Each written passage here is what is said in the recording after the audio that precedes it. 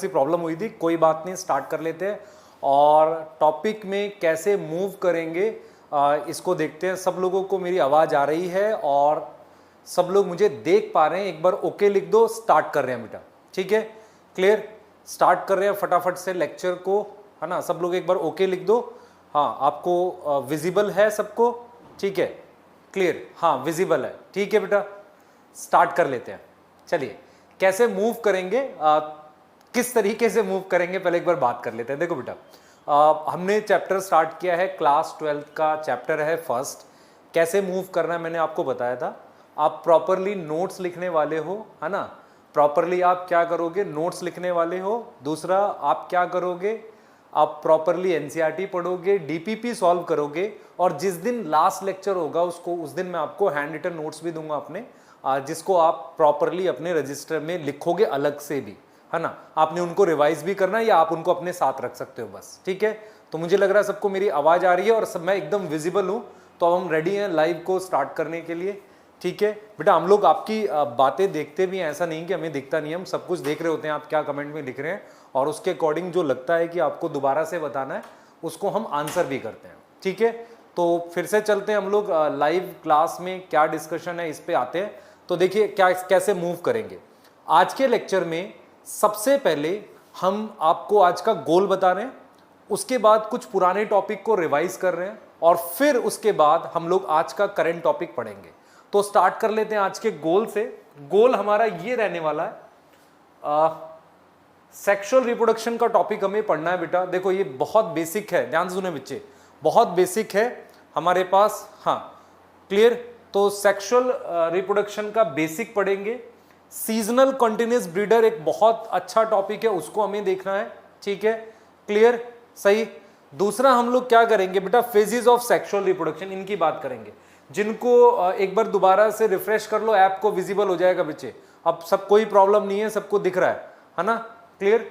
तो एक बार उसको देख लो, रिफ्रेश कर लो। दूसरा क्या हो रहा है बेटा, आपको ऐप का जो भी कंटेंट है क्लासरूम का, वो आपको ऐप के क्लासरूम कंटेंट में मिल जाएगा। जैसे जहां पर आपका लेक्चर आता है उसके पास एक क्लासरूम कंटेंट का भी फोल्डर है, वहां पर आपको नोट्स और डीपीपी मिल जाएंगे।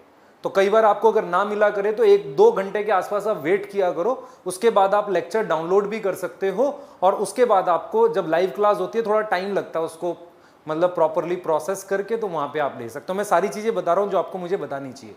दूसरा क्या है बेटा, ध्यान सुने, मैं सारी चीजें एक्सप्लेन कर रहा हूं, फिर से बेटा रिवाइज भी कर रहे हैं, ठीक है, क्लियर। तो मैं ये मान रहा हूं कि आप एनसीईआरटी पढ़ रहे हैं, तो स्टार्ट कर लें आज, चलें स्टार्ट करें लेक्चर।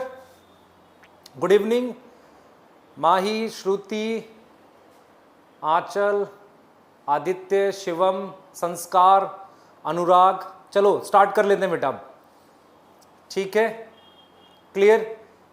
चलिए हाँ स्टार्ट करते हैं।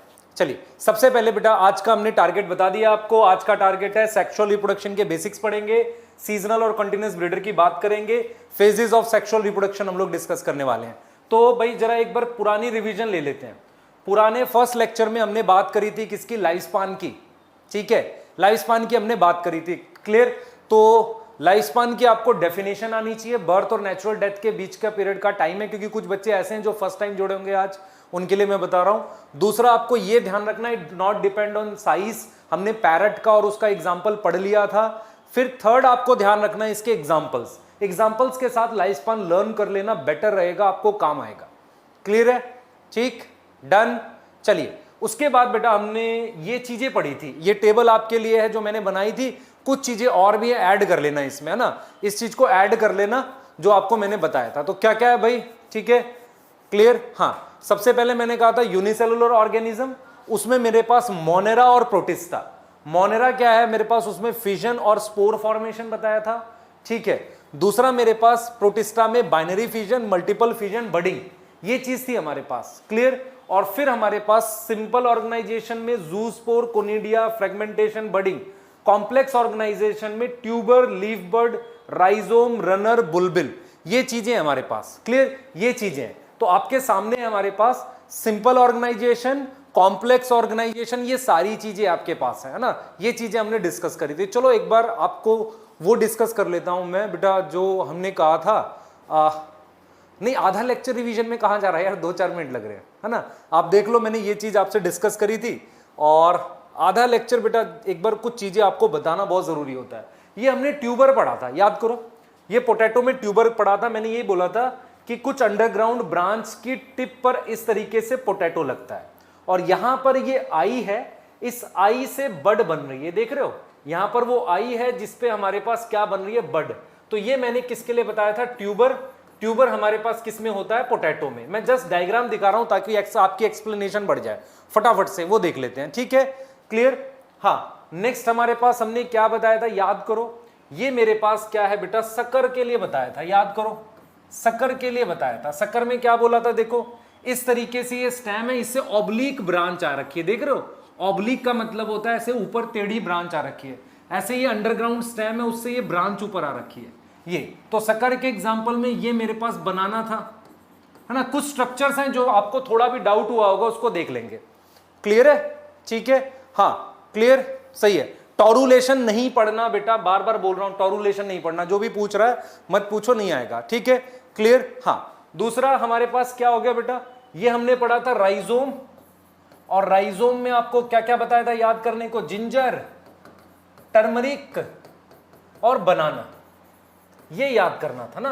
आप देख पा रहे हो, राइजोम मैंने क्या बोला था, इस तरीके से, कुछ ज्यादा ये हो गया ना, हाँ देखो, मैंने इस तरीके से हॉरिजॉन्टल स्टेम बोली थी, और इस पर ये पॉइंट्स हैं जो नोड हैं, आप देखो ये नोड है, और इस गैप को हम इंटरनोड कह रहे हैं, इस गैप को हम क्या बोल रहे हैं, इंटरनोड कह रहे हैं, इस गैप को हम क्या बोल रहे हैं, इंटरनोड कह रहे हैं। तो दिस इज इंटरनोड,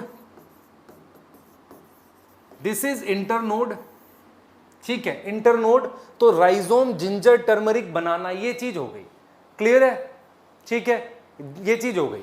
अब यहां से हमने स्टोलोन बोला था, स्टोलोन हमारे पास क्या है, इस तरीके से स्टेम है प्रॉपर, उसमें देखो स्टोलोन में क्या बोला था, हमने कहा था ऐसे स्टेम है, ऐसे ये वीक ब्रांच है, और वीक ब्रांच को हमने लिखा था आर्क डाउनवर्ड, नीचे की तरफ मुड़ेगी, और उस पर मेरे पास इस तरीके से रूट आएगी। मैंने बोला था मिंट एग्जाम्पल है इसका, मिंट और जैस्मिन, 2 एग्जाम्पल आपको बताए थे, याद आया है ना, ठीक है, क्लियर। हमने ये चीज बात कर ली थी बेटा ना, क्लियर। तो जरा देखो, ध्यान से देखो बेटा, ध्यान से देखो जो मैं आपको बता रहा हूं, क्योंकि डायग्राम्स दिखाना चाह रहा था मैं आपको। ये देखो रनर बताया था, ये ग्रासेस में होता है। अगर आप ग्रास में देखोगे, इस तरीके से हॉरिजॉन्टल स्टेम बनती है, उस नोड पर ये रूट बनी हुई है, ये रूट है यहां, और ये पॉइंट क्या है, नोड, और उस नोड पर ये देख लो लीफ बनी हुई है ऐसे। तो ग्रासेस ऐसे नई नई जगह स्प्रेड कर जाती है, नई नई जगह स्प्रेड कर जाती है, क्लियर हो गई, ठीक है। तो ये वो आपके पास जरूरी डायग्राम्स है जो मैंने आपको बताए थे। तो ये मेरे पास किसका एग्जांपल हो गया, रनर का, ठीक है। रनर के बाद ये था जिसे हम ऑफसेट कहते हैं, आपने देखा बेटा ऑफसेट, है ना, इसको हम क्या बोलते हैं, इकॉर्निया, याद आया, इकॉर्निया आपने देखा हुआ है, इकॉर्निया, है ना, टेरर ऑफ बंगाल, उसकी देख रहे हो, ये इस तरीके से पेट्रियोल फूली हुई है, इस शेप ऑफ लीफ की वजह से लाए थे, और इसमें पर्पल कलर के फ्लावर्स होते हैं, इसको हमने कॉर्निया बोला था। ऑफसेट इस ब्रांच को कहते हैं, ये जो ब्रांच है ना, ये वाली, ये जो मान लो यहां से और इसके बीच में जो ब्रांचेस होंगी, इस वाले मतलब ये वाला देख रहे हो बंच, और एक बंच ये है, इसके बीच में ये जो ब्रांच है इसको ऑफसेट कहते हैं, इसको हम क्या बोलते हैं, ऑफसेट, ठीक है, क्लियर, हाँ सही है, डन, ठीक।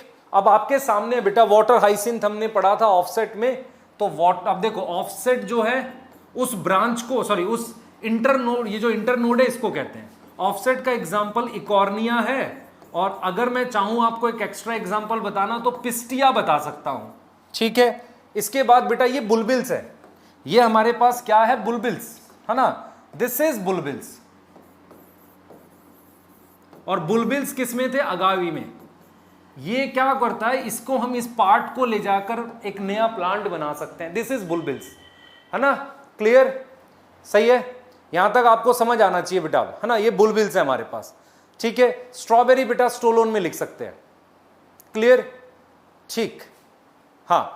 अब आ जाओ जरा, ये हमारे पास लीफ बड किसमें, ब्रायोफाइलम, यही कहा था ना आपको, ब्रायोफाइलम में देखो, दिस इज ब्रायोफाइलम, ये मेरे पास लीफ बड है, ये वाला, ये देख रहे हो मार्जिन पर, मार्जिन समझ में आता है, ये कॉर्नर्स, इन कॉर्नर्स पर ये लीफ बड है, दिस इज लीफ बड है ना, हम लोग लिख सकते हैं बेटा इसको, ये लीफ बड है,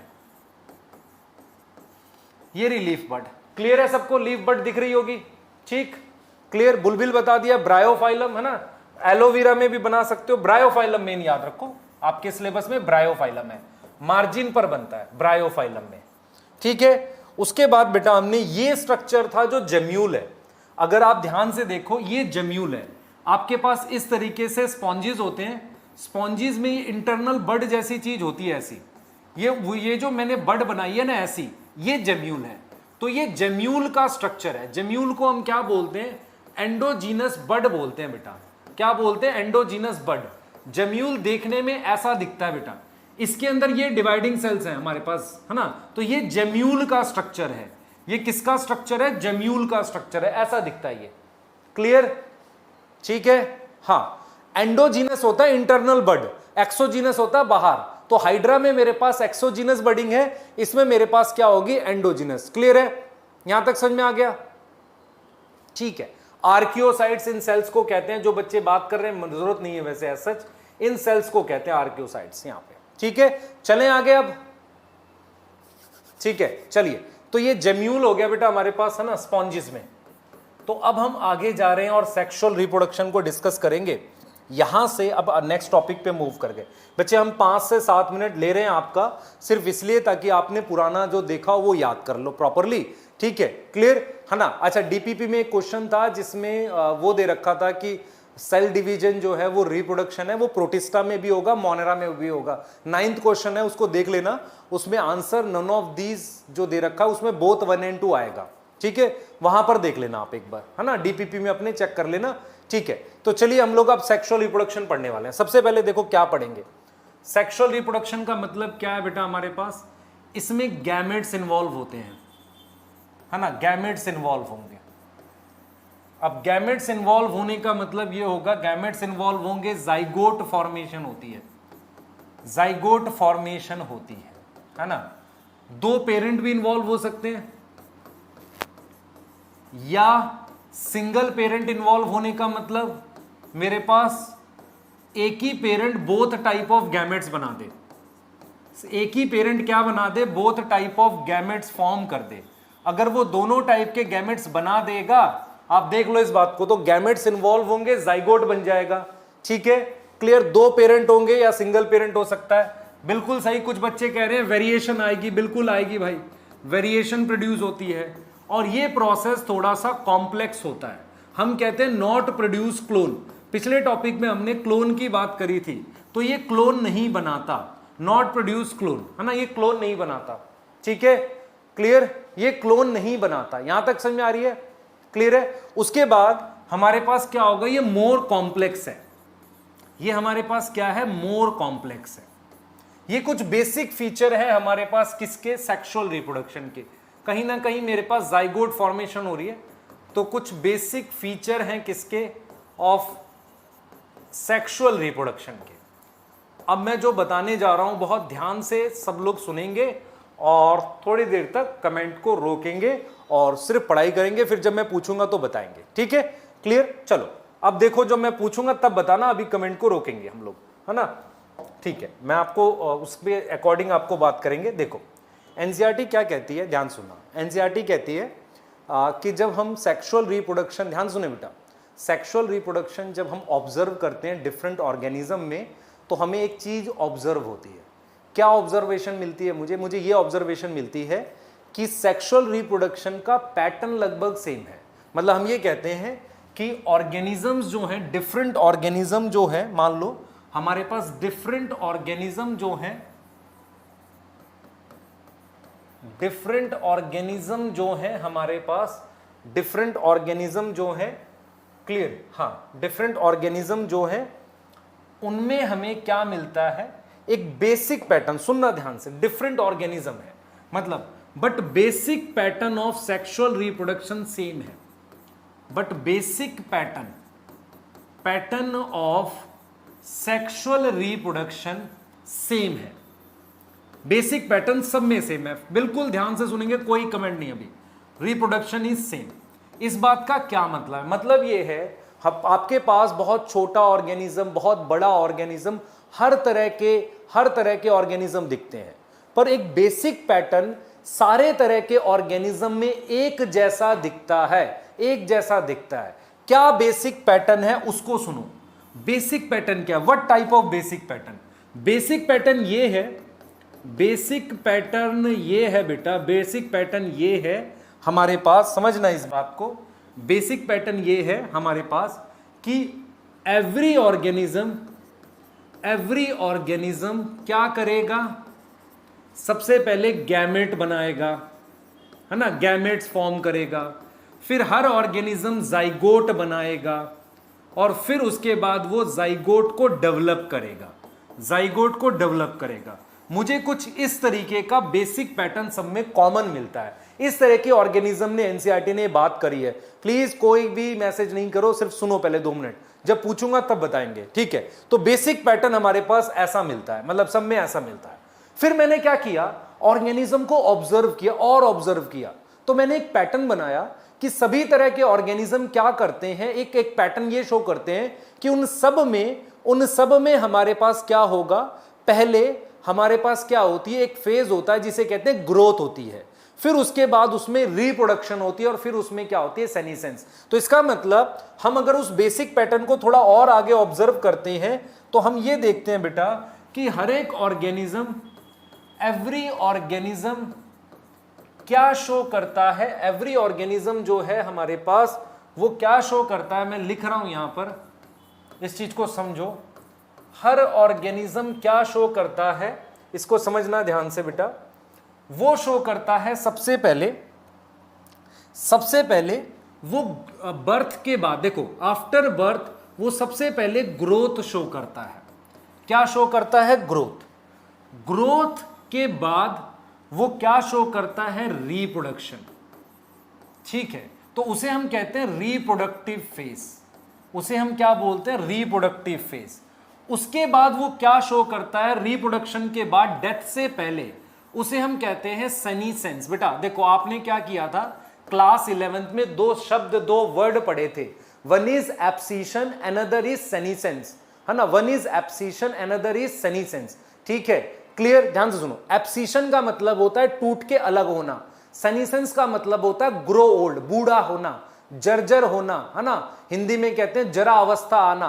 तो कहीं ना कहीं आप इस चीज को समझो, इस बात को, कि हमारे पास ये ग्रोथ है, तो एक हमारे पास ग्रोथ फेज होती है। तो व्हाट इज ग्रोथ फेज? इसे हम कई बार क्या बोलते हैं? Vegetative phase. इसका एक और नाम हम रखते हैं juvenile phase.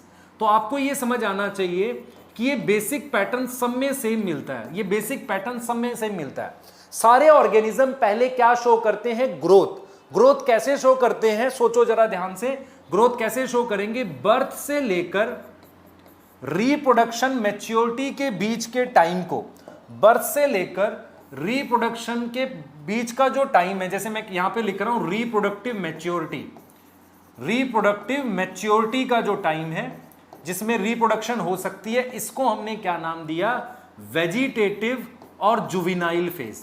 Vegetative phase word use करेंगे प्लांट के लिए, और जुविनाइल फेज वर्ड यूज करेंगे हम लोग किसके लिए? एनिमल्स के लिए। जब रिप्रोडक्टिव मैच्योरिटी आ जाती है और रिप्रोडक्शन हो जाता है, मान लो ऑर्गेनिज्म में रिप्रोडक्शन हो गया और रिप्रोडक्शन स्टॉप हो गया, उसके बाद से लेकर जो टाइम पीरियड आता है उसे हम क्या बोलते हैं? सेनीसेंस बोलते हैं। उसे हम क्या बोलते हैं? सेनीसेंस बोलते हैं। तो हमारे पास क्लियर हो गई इस चीज को, हमारे पास ये बर्थ है, ठीक है, ये रिप्रोडक्टिव मैच्योरिटी है, ये मेरे पास रिप्रोडक्शन है, और ये मेरे पास क्या है? सेनीसेंस है। तो ये मैंने क्या देख लिया? ये मैंने क्या देख लिया बेटा? ये मैंने ये देखा कि हमारे पास टोटल कितने फेज हैं? 3। एक वेजिटेटिव फेज, एक रिप्रोडक्टिव फेज, और एक उसके बाद सेनीसेंस फेज। सबको जरा ध्यान से देखना, मैं एक बार बताने वाला हूं। देखो, सबसे पहला मेरे पास है वेजिटेटिव फेज। वेजिटेटिव फेज किसके लिए बोलते हैं? एक सेकंड पहले सुनो ध्यान से, फिर क्वेश्चन पूछोगे आप। प्लांट्स के लिए, ठीक है। जुविनाइल वर्ड किसके लिए बोलते हैं? जुविनाइल फेज किसके लिए बोलते हैं बेटा? एनिमल्स के लिए। मैं जब बोलूंगा तभी क्वेश्चन पूछेंगे आप, ठीक है। अब इस फेज में ये क्या है? बर्थ से लेकर रिप्रोडक्टिव मैच्योरिटी के बीच का टाइम है। मतलब अगर मैं किसी ट्री की बात करूं, जब तक उसमें फ्लावर नहीं आते, उस फेज को हम कहते हैं वेजिटेटिव फेज। देख रहे हो, ये कॉमन है, सब में ऐसे कॉमन मिलता है। दूसरा हम लिखते हैं रिप्रोडक्टिव फेज, जिसमें रिप्रोडक्शन होती है। अभी हम इसी को पढ़ेंगे, रिप्रोडक्टिव फेज को। तीसरा फेज, थर्ड फेज इज हमारे पास senescence phase. What is senescence? Senescence phase है आफ्टर रिप्रोडक्शन स्टॉप, जैसे ह्यूमन में होती है menopause. After reproduction stop, after reproduction stop till कहां तक? ध्यान से सुनो बेटा, आफ्टर रिप्रोडक्शन स्टॉप टिल कहां तक? इस चीज को समझना ध्यान से। After reproduction stop till death तक, इसको हम क्या नाम देते हैं? सेनीसेंस। सेनीसेंस का मतलब होता है ग्रोइंग ओल्ड। ग्रोइंग ओल्ड, बूढ़ा होना। इसमें क्या होता है समझना ध्यान से बेटा, इसमें मेटाबॉलिज्म स्लो हो जाता है, मतलब हमारी बॉडी में होने वाले रिएक्शन स्लो हो जाएंगे। और क्या होता है, पर्सन बूढ़ा होने लगता है। ग्रोइंग ओल्ड, ऑर्गन्स बूढ़े होने लगते हैं। तो ये 3 फेजेस हैं हमारे पास, ठीक है। अब इसमें डाउट पूछो, क्या समझ नहीं आया पूछो जल्दी। एजिंग जो होता है वो इसमें होगी, इसमें हम लिख सकते हैं एजिंग होती है। आप यहां पे एजिंग वर्ड लिख दो, एजिंग अकर। अब डाउट पूछो, आपको क्या समझ नहीं आया? जुविनाइल का मतलब होता है बेटा, जुविनाइल होता है एनिमल के लिए, बर्थ से लेके एक छोटा बच्चा पैदा हुआ उससे रिप्रोडक्शन मैच्योरिटी तक के बीच का टाइम। मीनोपॉज जो होगा बेटा, फीमेल में क्या होता है, 45 की एज में एग फॉर्मेशन रुक जाती है। अब पूछो, ठीक है? हाँ पूछ लो भाई।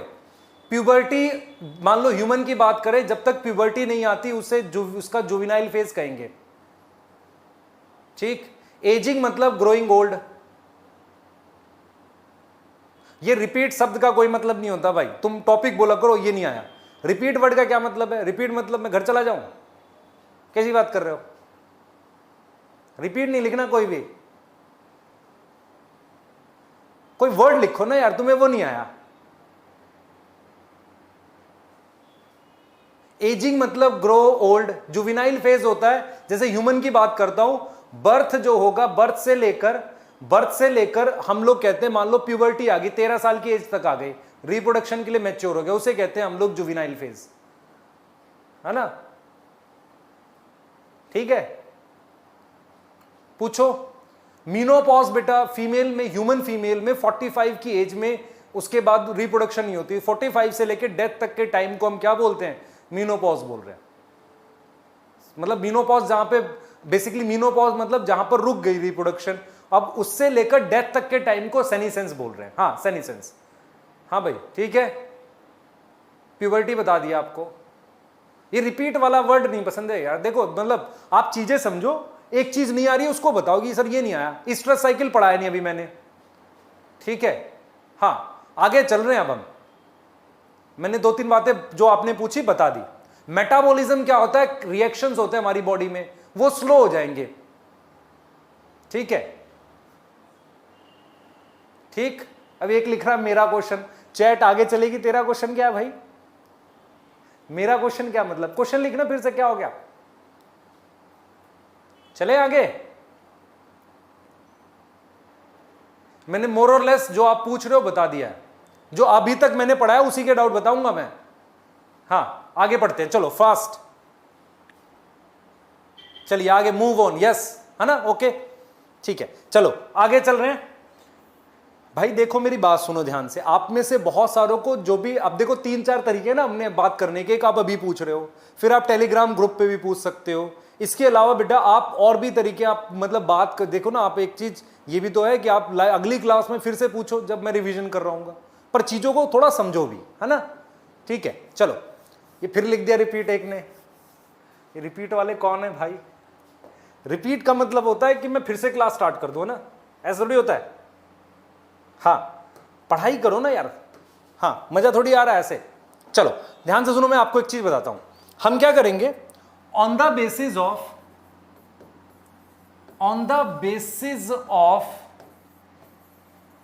लेंथ ऑफ वेजिटेटिव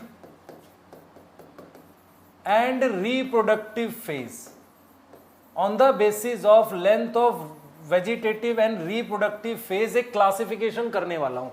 एक मैं क्या करने वाला हूं, क्लासिफिकेशन करने वाला हूं, है ना। On the basis of vegetative and reproductive phase मैं क्लासिफिकेशन करने वाला हूं, सही है। एक क्लासिफिकेशन करूंगा, ध्यान से सुनना बेटा। प्लांट की करूंगा, किसकी करूंगा, इन प्लांट्स। हम क्या करेंगे, प्लांट्स को क्लासिफाई कर रहे हैं। अब चुपचाप पढ़ो, अब तभी पूछोगे जब मैं बोलूंगा, है ना, है ना। चुपचाप पढ़ो और तभी पूछोगे जब मैं बोलूंगा, ठीक है। मैं बताऊंगा आंसर, कोई दिक्कत नहीं है। क्लासिफाई करेंगे, ठीक है। अब देखो जरा, प्लांट्स को क्लासिफाई करते हैं। सबसे पहले हम लिखते हैं एनुअल। सबने देखा है बेटा, हमारे पास एक पौधे होते हैं जैसे कि गेहूं, व्हीट, राइस।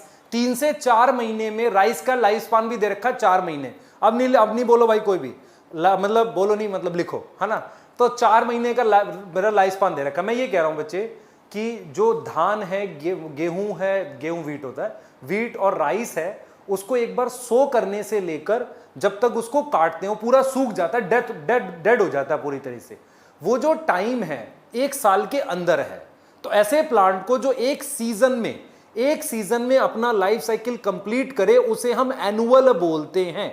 उसे हम क्या बोलते हैं, एनुअल। उसे हम क्या बोलेंगे, एनुअल। ये चीज समझ आ रहा है बेटा, एनुअल बोलेंगे, ठीक है। क्लियर। एक बच्चे ने पूछा है सिंगल पेरेंट कैसे वेरिएशन बनाएगा। सिंगल पेरेंट से गैमेट मियोसिस से बनेंगे, इसलिए वेरिएशन बनेगी, ठीक है। क्लियर। हाँ, तो एनुअल क्या होता है, plants which complete life cycle in single season लिख लो या ईयर लिख लो। एक साल में अगर वो अपनी लाइफ साइकिल कंप्लीट कर दे तो उसे एनुअल बोलेंगे, ठीक है। क्लियर, एनुअल बोलते हैं, एनुअल। अब सुनना ध्यान से, इसके एग्जांपल आ जाएगा वीट एनुअल होता है, राइस भी एनुअल हो जाएगा, पी प्लांट भी 1 साल में खत्म हो जाता है। तो ये एनुअल हो गए, ठीक है, ये हो गए एनुअल। अब मेरी बात समझना ध्यान से, एनुअल इज मोनोकार्पिक, ये बहुत जरूरी बात है। Annual is monocarpic. मोनोकार्पिक क्या होता है, मोनोकार्पिक क्या होता है, समझना इस बात को। मोनोकार्पिक, मोनो का मतलब वन, कार्पिक का मतलब फ्रूट। मोनो मतलब वन, मोनो का मतलब वन, कार्पिक का मतलब फ्रूट। इसका मतलब वो लाइफ में एक ही बार फ्रूट बनाएगा। मैं ये नहीं कह रहा एक फ्रूट बनाएगा, मैं कह रहा हूं कि लाइफ में एक बार फ्रूट बनाएगा। तो व्हाट इज मोनोकार्पिक, मैं यहां पर क्लियर लिख रहा हूं कि annual plants produce fruit once in a life. Life में सिर्फ एक बार फ्रूट बनाते हैं और उसके बाद मर जाते हैं वो प्लांट, है ना। उसके बाद उनमें क्या आती है, सेनिसेंस आ जाती है, तो मोनोकार्पिक होते हैं। ये चीज समझ आ रही है। तो उसके तीनों फेज, कौन से तीनों phase, vegetative phase, vegetative plus reproductive plus senescence, हमारे पास कैसे कंप्लीट होगा, एक सिंगल सीजन में कंप्लीट होगा। एक सिंगल किसमें कंप्लीट होगा, सीजन में कंप्लीट होगा। क्लियर है, एक सिंगल सीजन में कंप्लीट होगा, वेजिटेटिव प्लस रिप्रोडक्टिव और प्लस मेरे पास सेनिसेंस, वो एक सिंगल सीजन में कंप्लीट होगा। क्लियर हो गई यहां तक, इसे एनुअल कहते हैं, ठीक है। एनुअल के बाद हम बात करेंगे बेटा बाइनियल की। हम किसकी बात करेंगे, बाइनियल की। एक बार बाइनियल देखो और फिर उसके बाद आगे बात करते हैं। ध्यान से देखो बेटा, बाइनियल कौन से प्लांट होते हैं, देखो ये सीड है, सीड से प्लांट बना, पूरा ग्रोथ हुई उसकी, मैच्योर प्लांट, जिसे आप वेजिटेटिव फेज कह रहे हो। तो वेजिटेटिव फेज 1 साल में करो पूरा, वेजिटेटिव फेज 1 ईयर में कंप्लीट करो। उसके बाद क्या करो बेटा, उसके बाद उसमें फिर नेक्स्ट ईयर क्या कर दो, फ्लावर आ जाएंगे। नेक्स्ट सीजन में या ईयर में मेरे पास फ्लावर आ जाए, है ना, फ्लावर आ जाए, तो एक तरीके से सेकंड सीजन में लाइफ ये कंप्लीट हो गया। तो सेकंड सीजन में या ईयर में फ्लावर आ गए, रिप्रोडक्शन हो गई। तो व्हाट इज बाइनियल, बाइनियल मतलब दो, बाई क्या होता है, दो। तो व्हाट इज बाइनियल, ये क्या करेंगे, कंप्लीट करेंगे life cycle, complete life cycle in 2 year. ये 2 साल में लाइफ साइकिल कंप्लीट करेंगे। इसे हमने क्या नाम दे दिया? बाइनियल नाम दे दिया। इसको हमने क्या नाम दे दिया? बाइनियल नाम दे दिया, जिसमें वेजिटेटिव फेज 1 साल में, रिप्रोडक्शन दूसरे साल में। बहुत इंपॉर्टेंट बात यह है, ये भी मोनोकार्पिक होते हैं। They are also monocarpic. Monocarpic का मतलब होगा कि produce fruit once in a life, produce fruit once in a life, और उसके बाद इनकी क्या हो जाएगी? डेथ हो जाएगी। उसके बाद इनकी क्या हो जाएगी? डेथ हो जाएगी। मतलब पहले साल ग्रो करेंगे, दूसरे साल फ्रूट बनाएंगे, क्लियर, दूसरे साल फ्रूट बनाएंगे, और उसके बाद क्या हो जाएगी? डेथ हो जाएगी। एक बच्चा पूछ रहा है कि भाई 1 साल में 4, मैं कह रहा हूं 4 महीने का उसका सीजन है, चाहे साल में 10 सीजन होते हैं, उससे तुम्हें मतलब नहीं है। 1 साल में वो एक ही बार मतलब ग्रो करके फ्रूट बना देगा। तो एनुअल और बाइनियल दोनों मोनोकार्पिक हैं। मोनोकार्पिक जो है, मोनोकार्पिक का मतलब होगा लाइफ में एक ही बार फ्रूट बनाना। एनुअल 1 साल में ग्रो करके फ्रूट बना के खत्म हो जाएगा। बाइनियल पहले साल ग्रो करेगा, दूसरे साल फ्रूट कर बना के वो खत्म हो जाएगा। क्लियर हो गई बात? यहां तक समझ में आ रही है? बाइनियल के एग्जाम्पल आपके पास कहां दे रखे थे? बाइनियल के example plant growth development chapter के लास्ट पेज पे गिवन थे। क्लियर, लास्ट पेज पे गिवन थे एग्जाम्पल। ठीक है, जैसे हम लोग लिख सकते हैं रेडिश, है ना, कैबेज लिख लो, रेडिश ना लिख के कैरेट लिख लो, चलो कैबेज लिख लो, बीट रूट लिख दो। ये कुछ एग्जाम्पल है बेटा आपको PGR plant growth development chapter के लास्ट पेज पे। ठीक है, ये बाइनियल है। ठीक है, क्लियर? अब कोई डाउट है पूछो एनुअल बाइनियल में, डाउट पूछो, एनुअल बाइनियल के डाउट पूछो जल्दी से।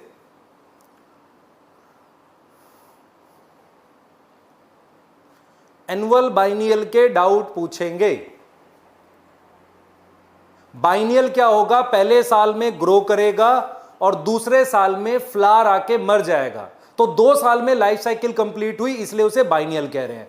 एनुअल जो है मेरे पास एक ही साल में लाइफ साइकिल कंप्लीट करेगा।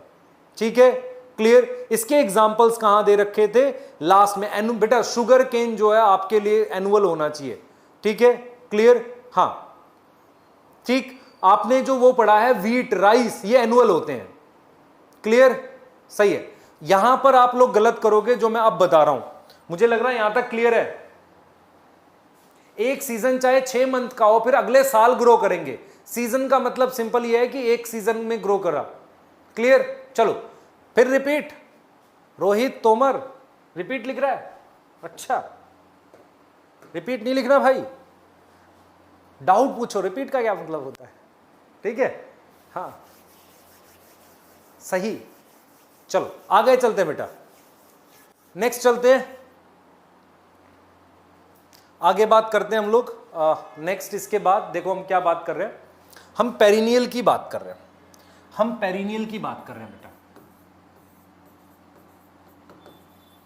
पेरिनियल की बात कर रहे हैं, है ना। पेरिनियल, पेरिनियल को समझो क्या होगा। पेरिनियल क्या होता है, ध्यान से सुनो। एक 2 से ज्यादा, मोर देन 2 ईयर का उसका वेजिटेटिव फेज है। 2 साल से ज्यादा वेजिटेटिव फेज है ना। उसके बाद क्या होगा, ध्यान सुनेंगे बेटा, ध्यान से सुनो, 1 मिनट मुझे देना। हाँ, 2 साल से ज्यादा उसका वेजिटेटिव फेज है। ठीक है, ये बात मैंने यहां भी लिख दी। ठीक है, क्लियर। उसके बाद क्या करेगा वो, उसके बाद क्या करेगा वो, क्या कर रहा है वो, फ्रूट ला रहा है ना। उसमें क्या हो जाएंगे, फिर क्या होगा बेटा, उसका हो सकता है मतलब फिर उसमें फ्रूट आ जाए, फ्रूट्स आ जाएंगे, मतलब फ्लावर और फ्रूट आ जाएंगे। उसको पेरिनियल कह रहे हैं। अब पेरिनियल मेरे पास 2 तरीके के होते हैं। पेरिनियल जो है वो मेरे पास 2 तरीके के, ध्यान से सुनना बेटा। एक पेरिनियल वो है जो मोनोकार्पिक है। मोनोकार्पिक का मतलब ये हुआ उसकी लाइफ में एक ही बार फ्रूट आएगा। मान लो वो 20 साल ग्रो किया प्लांट, फिर फ्रूट आके वो मर गया प्लांट, तो उसे कहते हैं मोनोकार्पिक। उसे हम क्या बोलते हैं, मोनोकार्पिक। तो मोनोकार्पिक का मतलब perennial monocarpic, once in a life वो फ्रूट बनाता है। क्या बनाएगा, फ्रूट बनाएगा। इसके 2 एग्जाम्पल आपकी एनसीईआरटी देती है। पहला एग्जाम्पल फर्स्ट एग्जाम्पल है नीलकुरंजी। नीलकुरंजी 2018 में बोर्ड में आया था और वैसे नीट में भी आ रखा है। नीलकुरंजी जो है वो एक प्लांट है जो हमारे पास 12 साल में ग्रो करके फ्लावर करता है, 12 ईयर्स में फ्लावर करता है। इसका मतलब 11 साल ग्रो करता है, 12वें साल में फ्लावर आते हैं और ये मोनोकार्पिक है। ये कहां मिलता है मुझे? वेस्टर्न घाट पे। वेस्टर्न घाट कहां है इंडिया में? जब आप ऐसे इंडिया का मैप ड्रॉ करोगे यहां पर वेस्टर्न घाट पे है नीलकुरंजी।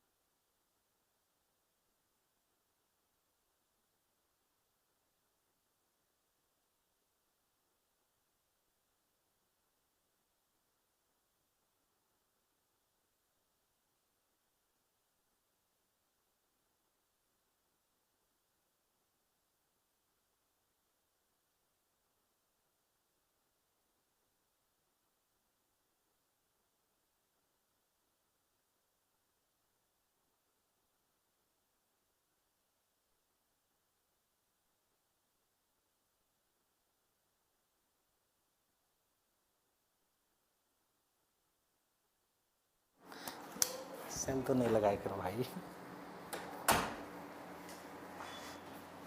आवाज आ रही है मेरी? मैं दिख रहा हूं, आवाज चली गई थी भाई, है ना। अचानक मेरी आवाज आनी बंद हो जाती है, कई बार ऐसा होता है। अब सुन लो पहले ध्यान से, दोबारा बता रहा हूं। जो चीज कहां से मिस हुई वहां से सुनो ध्यान से, कहां से मिस होगी मुझे आइडिया। देखो सबसे पहले क्या हुआ, पेरिनियल प्लांट की बात कर रहे हैं ना। अब आ रही होगी आवाज मेरी सबको? हम लोग पेरिनियल प्लांट की बात कर रहे हैं बेटा, है ना। अब आएगी आवाज? अरे आएगी यार, रुक जाओ, तुरंत उसमें तूफान मचा देते, 2 मिनट रुको। हम लोग अब आवाजें आएंगी बेटा तुम्हें, है ना। जब तुम पढ़ोगे तो तुम्हारे अंदर से भी आवाजें आएंगी, है ना। ध्यान दो मैं जो बताने जा रहा हूं। देखो हम क्या कर रहे हैं, पेरिनियल प्लांट की बात कर रहे हैं। पेरिनियल प्लांट, है ना। पेरिनियल प्लांट क्या होता है? पेरिनियल प्लांट में क्या होता है, ध्यान से सुनना। 2 साल से ज्यादा उसका वेजिटेटिव फेज होगा, 3 साल 4 साल 5 साल, है ना, उतना उसकी क्या होगी, वेजिटेटिव फेज होगी, है ना, वेजिटेटिव फेज होगी। बस करो भाई, आ गई आवाज, अब रुक जाओ, चुपचाप पढ़ो, है ना। देखो 2 साल से ज्यादा उसका वेजिटेटिव फेज होगा, फिर उसमें फ्लावर आएगा। ये 2 तरीके के होते हैं, है ना। मैं दोबारा से बताऊंगा, मेरा मन कर रहा है एक बार फिर बताने का। ये 2 तरीके के होते हैं, ठीक है। मैं यहां पे लिख रहा हूं आपको, एक बार ध्यान से देखेंगे फिर से, ठीक है, क्लियर, ध्यान से देखेंगे। 2 तरीके के होते हैं, एक बार देख लो जरा। बस अब शांत हो जाओ, आ गई आवाज। जरा पेरिनियल को एक बार फिर से बताने का मन कर रहा है। देखो क्या है पेरिनियल, ध्यान से देखना बेटा। पेरिनियल में क्या है हमारे पास, इस चीज को समझना ध्यान से। पेरिनियल हमारे पास कैसा होता है, जिसमें 2 साल से ज्यादा उसमें क्या होगा, मोर देन, अब शांति से सुनो सिर्फ, मोर देन 2 ईयर का क्या है, वेजिटेटिव फेज है। 2 साल से ज्यादा उसका क्या है, वेजिटेटिव फेज है। फिर उसमें फ्लावर्स आ जाते हैं, फिर उसमें क्या आ जाएंगे, फ्लावर्स, है ना, फ्लावर्स आ जाएंगे, और फिर एड फ्रूट आ जाएगा 2 साल के बाद। अब ये पेरिनियल 2 टाइप के होते हैं, मैं यहां पर बता रहा हूं। 2 टाइप के पेरिनियल हैं, 2 टाइप ऑफ पेरिनियल हमें मिलते हैं। पेरिनियल 2 टाइप के मिलते हैं। एक मिलता है मोनोकार्पिक। मोनोकार्पिक, बहुत ध्यान से सुनना है। मोनोकार्पिक क्या होता है, मैं रिपीट करूंगा, पेरिनियल मेरा मन कर रहा है, ध्यान सुनो। मोनोकार्पिक क्या होता है समझना ध्यान से। मान लो एक प्लांट है, 3-4 साल ग्रो किया, उसमें फ्रूट आया और फिर वो मर गया, मतलब उसकी लाइफ में क्लियरली एक बार फ्रूट आएगा, उसके बाद फ्रूट नहीं आएगा। तो मोनोकार्पिक वो प्लांट है, ध्यान सुनेंगे, मोनोकार्पिक वो प्लांट है जिसमें once in a life time fruit आया, फ्रूट आया, है ना। और दूसरा, इसमें क्लियर हमारे पास वेजिटेटिव एंड रिप्रोडक्टिव फेज होता है। वेजिटेटिव और रिप्रोडक्टिव फेज एकदम अलग अलग होता है, एकदम अलग अलग पता चलता है। क्योंकि कैसे होगा, सीड है, सीड ने ग्रो किया, प्लांट आया, प्लांट मान लो 6 साल ग्रो किया, उसके बाद उसमें फ्लावर आया, फ्रूट आया और फिर उसकी डेथ हो गई। तो यहां पर क्लियर है ना, वेजिटेटिव और रिप्रोडक्टिव फेज क्लियर। इसके जो हमारे पास क्या है, इसके जो हमारे पास एग्जाम्पल्स हैं, ध्यान से सुनेंगे, इसके जो एग्जाम्पल्स हमारे पास हैं, है ना, ऑडियो आ तो रही है यार, ठीक है। इसके जो एग्जाम्पल्स हैं एक बार देखो ध्यान से बेटा।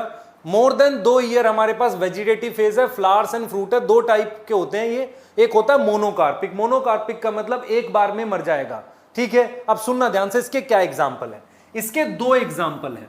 एक आपने याद करना है नील कुरंजी, इसके बारे में बता रहा हूं, और दूसरा आपने याद करना है बैम्बू। तो नील कुरंजी और बैम्बू जो है ये मोनोकार्पिक है, लाइफ में एक ही बार फ्रूट बनाते हैं और मर जाते हैं।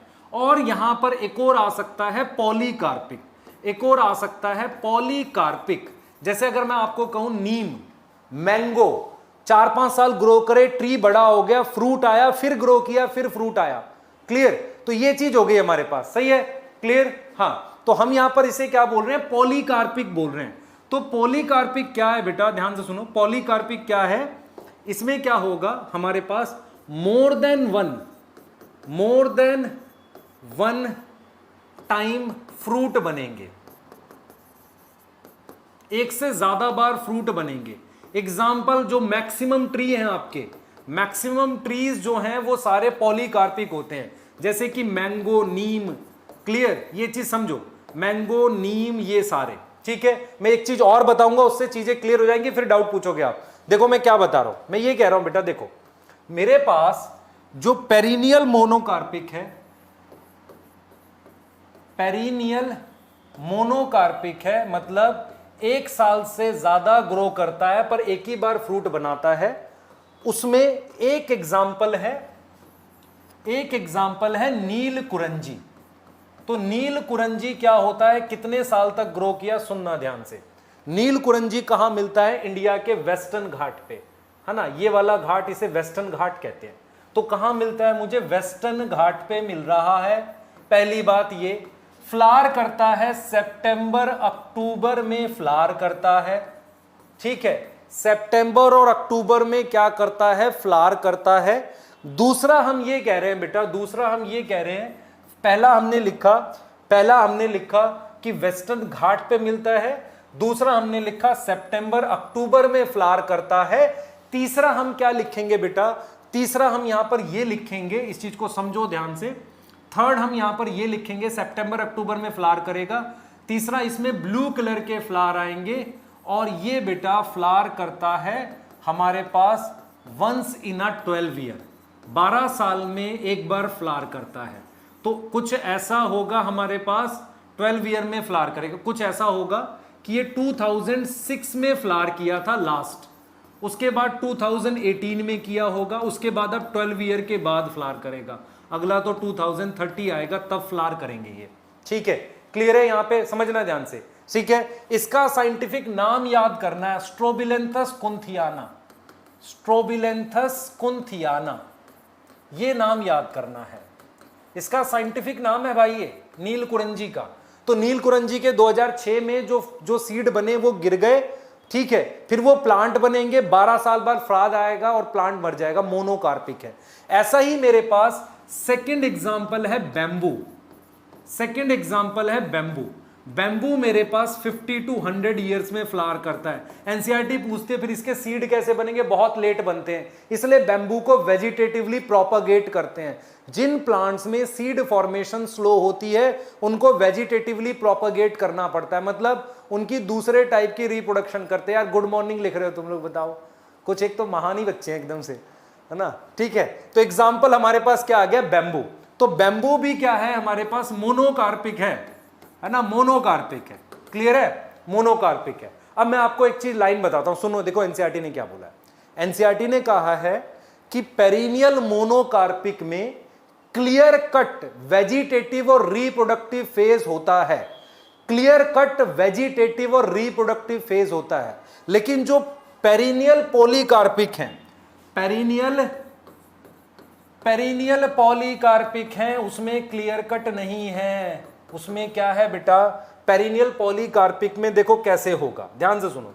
ये सीड है, सीड के बाद प्लांट बन गया, प्लांट में फ्रूट आ गया, फ्लावर आ गए, ठीक है, फ्रूट आ गया, फ्लावर आ गया। उसके बाद हम लोग क्या कर सकते हैं, फ्रूट और फ्लावर हमारे पास आ गए, ठीक है, ये हमारे पास सीड है, ये हमारे पास प्लांट है, यहां पे मेरे पास फ्रूट और फ्लावर आ गए, फिर दोबारा से ग्रोथ हुई, फिर दोबारा से फ्रूट और फ्लावर आ गए, फिर दोबारा से थोड़ी बहुत ग्रोथ हुई, ये चलता ही रहता है। तो इसमें क्लियर नहीं है, क्लियर कट वेजिटेटिव और रिप्रोडक्टिव फेज एब्सेंट है, vegetative and reproductive phase absent है। अब मैं लिखने जा रहा हूं यहां से जो कौन से क्वेश्चन आएंगे, आप ध्यान से सुन लेना जो क्वेश्चन आएंगे इसमें। देखो इसमें नीट में दो तरह का क्वेश्चन आता है, दोनों लिख रहा हूं, अगर आपको समझ आ जाएगा तो फटाफट से बताना आंसर। देखो क्वेश्चन ये है, ठीक है, क्वेश्चन देखो क्या है, क्वेश्चन ये है बेटा हमारे पास, ध्यान से देखना क्वेश्चन, देखो एक बार फटाफट से क्वेश्चन क्या आ सकता है। देखो क्वेश्चन ये आएगा, which of the following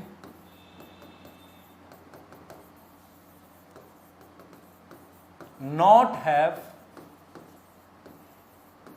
clear distinction, distinction मतलब अंतर, इन vegetative and reproductive phase. Vegetative और रिप्रोडक्टिव फेज में हमारे पास क्लियर अंतर नहीं है। पहला मैंने लिखा है एनुअल, दूसरा मैंने लिखा है बाइनियल, तीसरा मैंने लिख दिया पेरिनियल, पेरिनियल में मैंने मोनोकार्पिक लिख दिया, और जो मैंने फोर्थ लिखा है डी लिखा है मैंने पेरिनियल पॉलीकार्पिक, पेरिनियल पॉलीकार्पिक। बताओ जरा क्या आएगा आंसर, डी लिखा है मैंने पेरिनियल पॉलीकार्पिक। क्लियर, आपसे डायरेक्टली पूछा है यहां पर, इधर देख लो बेटा ध्यान से समझो, पेरिनियल पॉलीकार्पिक आपको बोला गया है कि किसमें हमारे पास बिल्कुल ध्यान से समझो, किसमें क्लियर कट वेजिटेटिव और रिप्रोडक्टिव फेज नहीं है।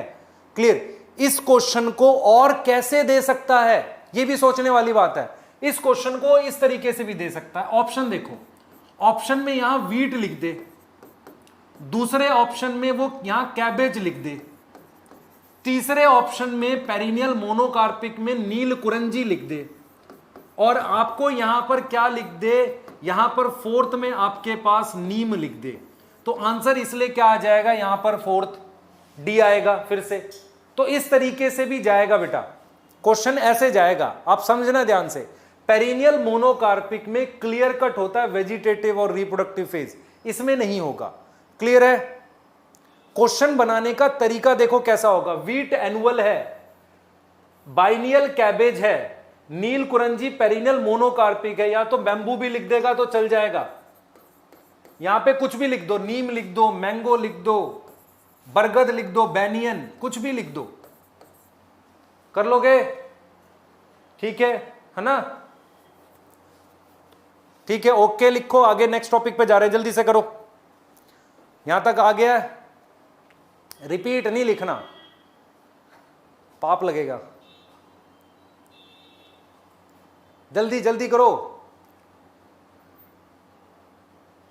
जल्दी बता दो, ओके लिखो, आगे चलेंगे, ठीक है, बहुत सही,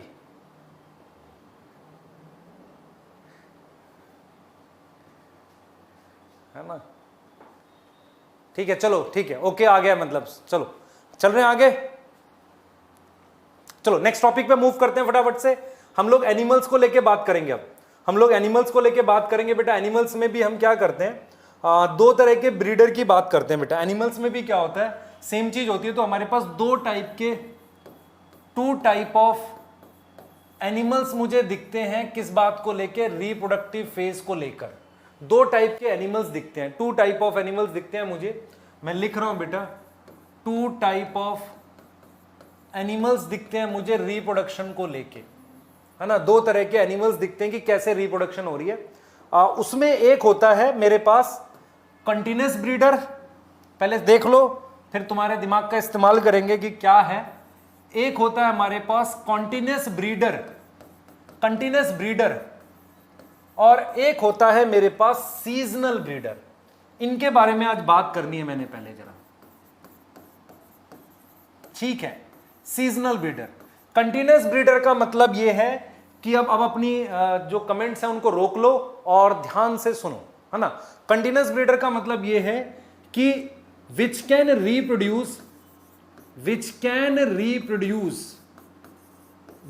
reproduce through out life, through out year, पूरे साल में वो रिप्रोड्यूस कर सकता है, उसे कंटिन्यूस ब्रीडर कह रहे हैं। बेटा क्वेश्चन समझ में क्यों नहीं आया आपको, आप टॉपिक समझो पहले। ब्रीडर वो जो मैंने आपको बताया, मोनोकार्पिक मतलब लाइफ में एक बार, है ना। कंटिन्यूस ब्रीडर और सीजनल ब्रीडर की पहले बात समझो। सीजनल ब्रीडर और कंटिन्यूस ब्रीडर क्या होता है, तो पूरी लाइफ भर ब्रीड कर सकते हैं। यहां पर मैंने एग्जांपल भी बताना है आपको, पर मैं आपसे यह जानना चाह रहा हूं कि seasonal breeder, why any breeder is seasonal, why any breeder is seasonal. मैं चाह रहा हूं कि आप इस पे कुछ सोचो और मुझे बताओ कि कोई ब्रीडर सीजनल क्यों होता है, ठीक है। बर्थडे मत लिखो, कुछ नहीं है। Why breeder is seasonal. Krishna कोई बर्थडे नहीं है बेटा, है ना, ठीक है। बताओ जल्दी, why any breeder is seasonal. मुझे लग रहा है आप बताओगे मुझे, जल्दी से जल्दी बताओ।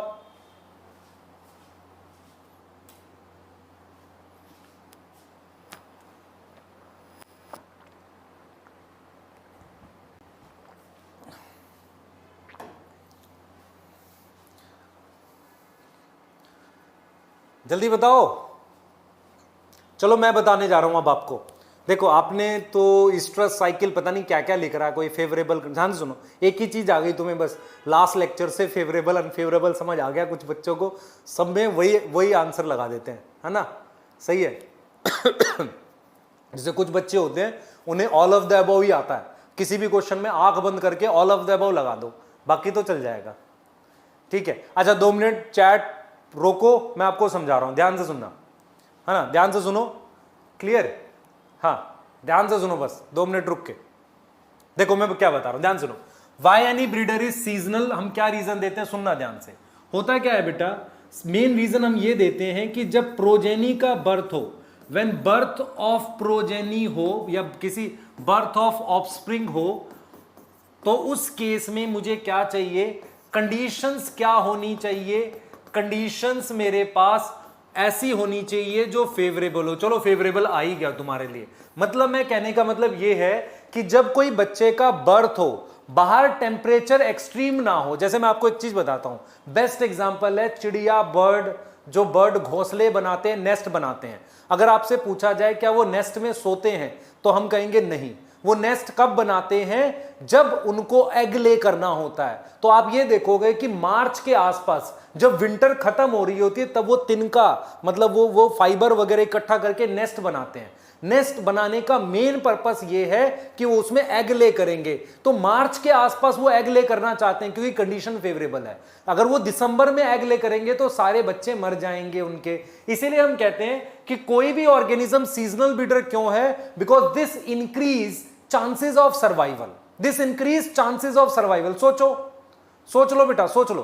तो हम ये समझ रहे हैं इस बात को, इस चीज को समझ पा रहे हैं कि चांसेस ऑफ सर्वाइवल बढ़ाने के लिए ऑर्गेनिज्म जो है वो क्या है, सीजनल ब्रीडर। मतलब हम ये समझें कि मान लो अगर किसी का बच्चा दिसंबर में पैदा हुआ तो मर जाएगा ना उसका बर्ड का, क्योंकि ठंड इतनी ज्यादा होती है उस वक्त। हाँ, लेकिन जो मैमल है, ह्यूमन है, वो कॉन्टिन्यूस ब्रीडर है। एग्जाम्पल आ गया प्राइमेट, बंदर की फैमिली। तो जो बंदर की फैमिली है वो कॉन्टिन्यूस ब्रीडर है। रीजन ये है कि उसमें पेरेंटल केयर मैक्सिमम है। बच्चे को बचाने के लिए केयर जो की जाती है वो सबसे ज्यादा बंदर की फैमिली में है। क्लियर? आप देखो जरा, खुद से देखो ना कि ह्यूमन में कितनी ज्यादा पेरेंटल केयर है ना। कोर्स दे दिया आपको खरीद के कि चलो पढ़ो, और उसमें लिख रहे हैं हैप्पी बर्थडे बताओ, है ना, महामूर्ख से हैं कुछ। देखो इधर ध्यान दो बेटा। तो हमारे पास एग्जाम्पल आ जाएगा प्राइमेट्स। उसके अलावा एनसीईआरटी ने एक बात बोली है, एनसीईआरटी ने बोला है कि जो बर्ड है वो सीजनल ब्रीडर है, किसी पर्टिकुलर सीजन में क्या करेंगे, ब्रीड करेंगे, समझो ध्यान से, सीजनल ब्रीडर हैं। लेकिन जो बर्ड्स पोल्ट्री वाले होते हैं, जिन्हें हम लेयर्स कहते हैं, लेयर्स, LAYERS, लेयर्स, जिनको अंडे के लिए, एग के लिए ग्रो करते हैं, वो हमारे पास कॉन्टिन्यूअस ब्रीडर होते हैं। तो एनसीईआरटी ने कहा है बर्ड इन कैपिटिविटी, बर्ड इन कैपिटिविटी, ऐसा बर्ड जो किस में है, क्लोज कंडीशन में है, वो मेरे पास कॉन्टिन्यूअस ब्रीडर होगा, वो मेरे पास क्या होगा, कंटिन्यूअस ब्रीडर होगा। यहां तक समझ में आ रही है? बोलो बेटा, है ना? मुझे ऐसा लग रहा है यहां तक समझ में आ गई, क्लियर? हाँ, तो यहां तक समझ में आ गई, वो कंटिन्यूअस ब्रीडर होगा। तो बर्ड इन कैपिटिविटी मतलब क्लोज एनवायरमेंट। हम बात कर रहे हैं पोल्ट्री बर्ड की। पोल्ट्री बर्ड का मतलब होता है बेटा वो बर्ड जो एग ले करेगी, पोल्ट्री बर्ड। तो जो पोल्ट्री बर्ड है वो हमारे पास कॉन्टिन्यूअस ब्रीडर होगा, बाकी सारे हमारे पास क्या होंगे, सीजनल। डॉग्स वगैरह भी इसमें आएंगे बेटा, डॉग्स भी इसमें आएंगे। अभी मैं क्या कर रहा हूं, एक क्लासिफिकेशन आपको शानदार सी बता रहा हूं, ध्यान से देखना इसको, बहुत ध्यान से, क्लियर है? ठीक है, बहुत ध्यान से देखना ना। तो हम लोग बस अब इस चीज को समझ पा रहे हैं। तो बर्ड्स इन कैपिटिविटी, है ना, ये इसमें आएगा। तो आप बिल्कुल ध्यान से, एनसीईआरटी है ना भाई, रूल बताया था क्लास का, एनसीईआरटी होनी चाहिए, नोट्स साथ लिखो या पर एनसीईआरटी देखते हुए चलो, मैं आपको जो पढ़ा रहा हूं वो सारा एनसीईआरटी में है कि नहीं, प्रॉपरली रीड करते हुए चलो, ठीक है, क्लियर? ये जो लिख रहे हैं ना सर बस, बेटा फिर 3 साल में इसलिए पंचवर्षीय योजना हो जाएगी सिलेबस की, है ना? ये मत लिखना दोबारा से सर बस करो, कुछ ऐसे हैं पुराने पापी बच्चे। इधर ध्यान दो बस सारे, अब पढ़ो ध्यान से बेटा। देखो अब अगली बात करेंगे हम लोग, ठीक है, क्लियर? हाँ, चलो ध्यान से देखो बेटा। अब हम यहां पर क्या बता रहे हैं, आपको कुछ चीजें बताएंगे और उनको समझना मैं कैसे आपको मूव करा रहा हूं चीजें। देखो मैंने क्या कर दिया, मैंने इस तरीके से एक हेडिंग डाल दी एनिमल, आपके लिए एक हेडिंग डाल दी एनिमल्स, ठीक है? हाँ, एनिमल्स ऐसे करके हेडिंग डाल दी, चलो एनिमल्स करके ऐसे हेडिंग डाल दी। अब देखो मैं क्या बता रहा हूं, एनिमल्स को मैं 2 ग्रुप में डिवाइड कर देता हूं। एक मैं लिख देता हूं नॉन मैमल, जो मैमल नहीं है, जो क्या है, मैमल नहीं है, नॉन मैमल, जो मैमल नहीं है। अगर कोई मैमल नहीं है तो बहुत हाई चांसेस है कि वो कौन सा ब्रीडर होगा भाई, वो सीजनल ब्रीडर होगा। मैं आपको एक चीज एग्जांपल से बताता हूं बेटा। आपसे अगर मैं पूछूं कि मुझे ये बताओ कि जो कोस्ट में ध्यान से सुनो बेटा, क्लियर? हाँ ध्यान से सुनो, मैं ये कह रहा हूं कि जो कोस्टल एरिया में रहते हैं, कोस्टल एरिया में जो मछुआरे रहते हैं, फिशरमैन रहते हैं, जब वो मछली पकड़ने जाते हैं, क्या वो रैंडमली जाते हैं, कहीं भी पकड़ लेंगे, या वो किसी पर्टिकुलर एरिया में जाते हैं? वो किसी पर्टिकुलर एरिया में जाते हैं जहां ब्रीडिंग ग्राउंड होता है फिश का। आप हमेशा याद रखो, फिश एक सीजनल ब्रीडर है।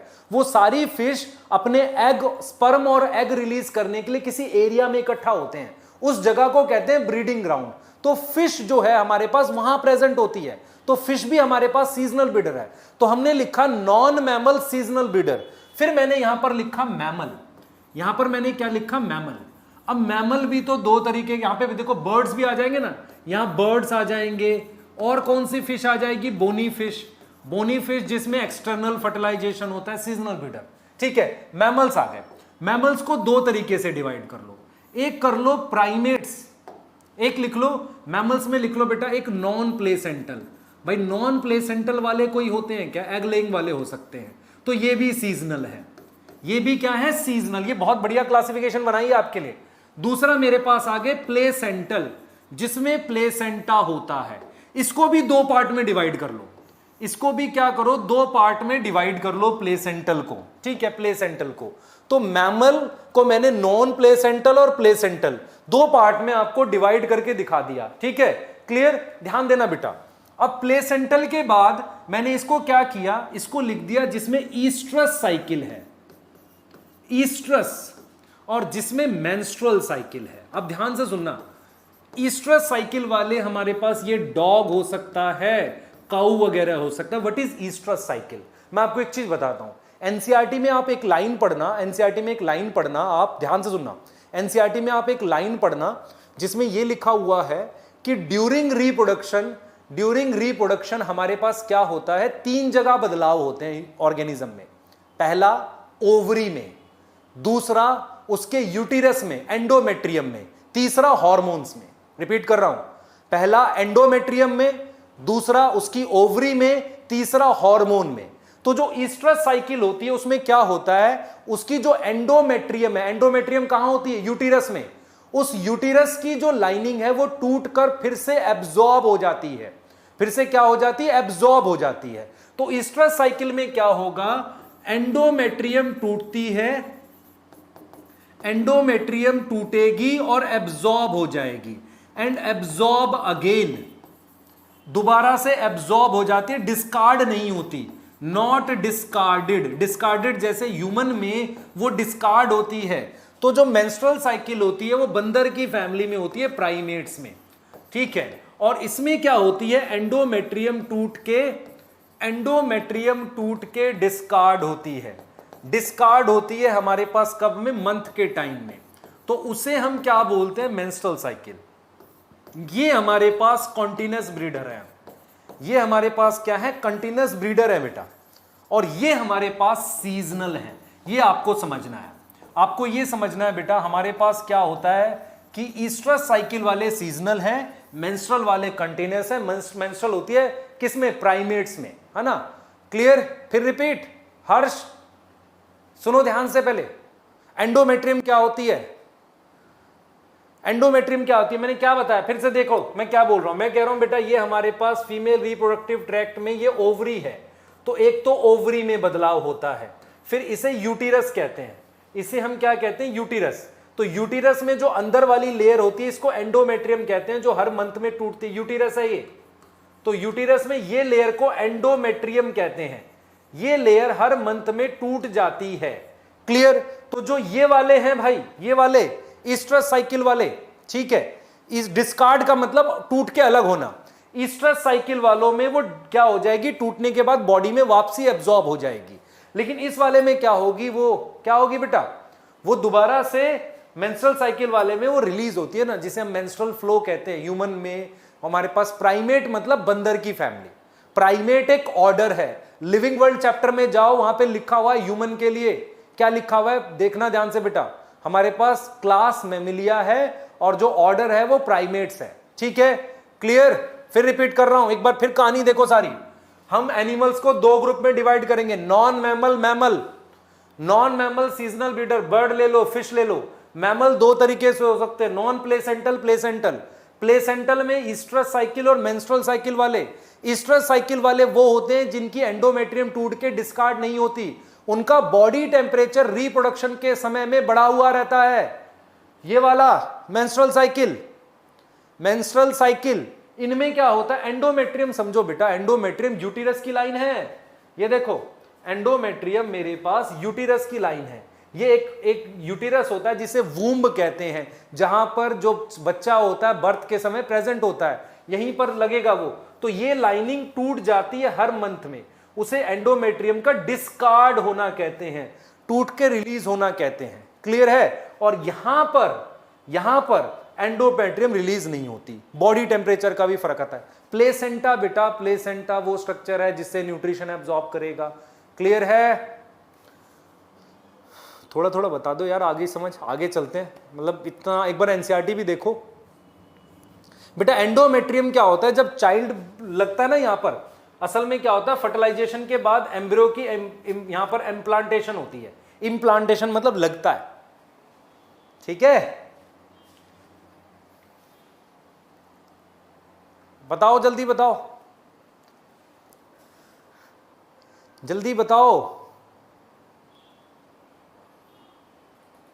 प्राइमेट बंदर की फैमिली को कहते हैं बेटा, बंदर, मंकी, गोरिल्ला। लिविंग वर्ल्ड में जाओ ना एक बार, देखो यार 11th की भी लेके बैठ जाया करो।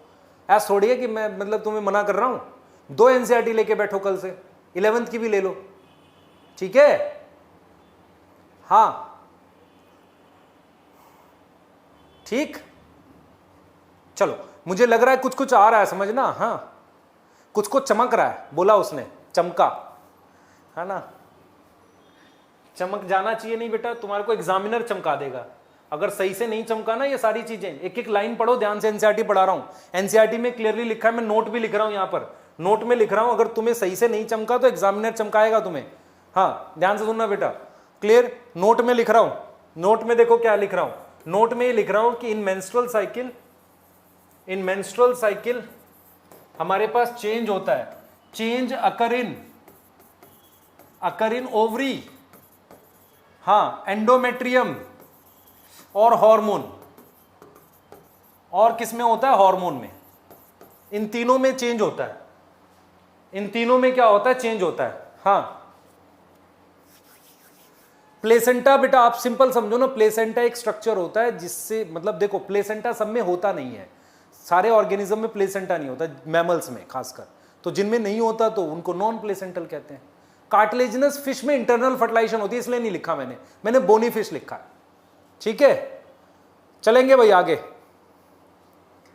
चलेंगे, चलो ठीक है, हाँ सही, आगे चलो बेटा, अब आ जाओ रिप्रोडक्शन की डिटेल पे आ जाओ, है ना, रिप्रोडक्शन की डिटेल पे बात कर लेते हैं। हम लोगों ने फेजेस वगैरह पढ़ लिए, चलो रिप्रोडक्शन की डिटेल पे बात करते हैं। तो रिप्रोडक्शन की डिटेल देख लेते हैं, रिप्रोडक्शन की डिटेल पढ़ रहे हैं भाई अब, ठीक है, देखो डिटेल क्या पढ़ रहे हैं भाई, देख लो ध्यान से देखना। रिप्रोडक्शन की जब हम डिटेल की बात करते हैं तो हम क्या पढ़ते हैं, इस चीज को देखना एक बार, पानी लाओ इसमें। देखो हम क्या करेंगे बेटा, फिर उस लाइन को रिपीट करूंगा जो मैंने आपको बोली थी। मैंने ये बोला था कि रिप्रोडक्शन एक्चुअल में क्या होता है, कॉमन दिखता है मुझे बहुत सारे फेजेस, तो जब मैं रिप्रोडक्शन को देखता हूं तो मेरे पास कुछ कॉमन पैटर्न है, सम कॉमन पैटर्न, है ना, सम कॉमन पैटर्न। ठीक है, क्लियर बेटा, एक चीज मैं क्लियर बताता हूं, ध्यान से सुनो, आपको क्या आता है ये इंपॉर्टेंट नहीं है, जो पढ़ाया जा रहा है वो अब आगे आना चाहिए, क्योंकि जब ये आएगा तभी पिछला आएगा। अब क्या आता था, अब ये तो इंपॉर्टेंट रह ही नहीं गया, अब क्या आएगा ये इंपॉर्टेंट हो, तो ध्यान से सुनो चीजें। ठीक है, क्लियर, हाँ ठीक है, चलो ध्यान से देखते हैं बेटा। सम कॉमन पैटर्न दिखता है मुझे, है ना, कौन सा कॉमन पैटर्न दिखता है, देखो हम क्या बोल रहे हैं बेटा, हम ये लिख रहे हैं कि in all organism some common pattern दिखेगा, और वो कॉमन पैटर्न क्या है दिखता है बेटा, कॉमन पैटर्न ये दिखता है कि रिप्रोडक्टिव फेज में हमारे पास, रिप्रोडक्टिव फेज में, है ना, पैटर्न दिखता है कि रिप्रोडक्टिव फेज जो होता है उसको हम 3 पार्ट में डिवाइड करते हैं। रिप्रोडक्टिव फेज में मुझे एक चीज दिखती है जिसे फर्टिलाइजेशन कहते हैं। फर्टिलाइजेशन समझ में आता है भाई, फर्टिलाइजेशन मतलब फ्यूजन ऑफ गैमेट दिखता है, तो फ्यूजन ऑफ गैमेट्स हमारे पास फर्टिलाइजेशन होती है। ठीक है, रिप्रोडक्टिव फेज में फर्टिलाइजेशन विजिबल होती है। तो हम ये देखते हैं कि फर्टिलाइजेशन से पहले और फर्टिलाइजेशन के बाद हम टोटल 3 फेज में डिवाइड कर देते हैं, है ना, 3 फेजेस में डिवाइड कर देते हैं। क्लियर बेटा, साथ के साथ पढ़ो, सारे पाप धुलेंगे धीरे धीरे, है ना, काफी सारे बेसिक्स भी बताएंगे आपको, है ना, क्लियर। हाँ तो ध्यान से, बोनी फिश बेटा, बोनी फिश मतलब जिसका एंडोस्केलेटन बोन का होता है। क्लियर, बोनी फिश वो फिश होती है जिसे तुम खाते हो, कार्टिलेजिनस फिश होती है शार्क जो तुम्हें खा सकती है, इतनी बात याद रखना। ठीक है, क्लियर। तो फर्टिलाइजेशन हमारे पास विजिबल होता है, तो हम क्या करते हैं, रिप्रोडक्टिव फेज को 3 पार्ट में डिवाइड करते हैं। रिप्रोडक्टिव फेज को हम 3 पार्ट में डिवाइड करते हैं। क्लियर, सही है, रिप्रोडक्टिव फेज को हम 3 पार्ट में डिवाइड करते हैं। पहला हम लिखते हैं प्री फर्टिलाइजेशन चेंजेस। पहले इस पे ध्यान दो बेटा, अब कमेंट के लिए रुक जाओ और इस पे ध्यान दो, प्री फर्टिलाइजेशन चेंजेस। ठीक है, पहला लिखेंगे प्री फर्टिलाइजेशन चेंजेस। ठीक, क्लियर, हाँ, प्री फर्टिलाइजेशन चेंजेस। दूसरा फर्टिलाइजेशन, दूसरा क्या होगा, फर्टिलाइजेशन, है ना, फर्टिलाइजेशन। और तीसरा होगा पोस्ट फर्टिलाइजेशन चेंजेस। मैं रिप्रोडक्टिव फेज को इसमें डिवाइड कर रहा हूं। अब मैं इनकी डिटेल बताऊंगा आपको, बहुत ध्यान से सुनना, बहुत सारा इंपॉर्टेंट पॉइंट्स हैं जिस पे हम आज बात करेंगे। ठीक है, क्लियर, सही है, स्टार्ट कर रहे हैं बेटा। नॉन प्लेसेंटल का एग्जांपल प्लेटिपस है। प्लेटिपस मतलब जिसमें हम, जो एग लेइंग मैमल होता है। ठीक है, क्लियर, हाँ ठीक है बेटा।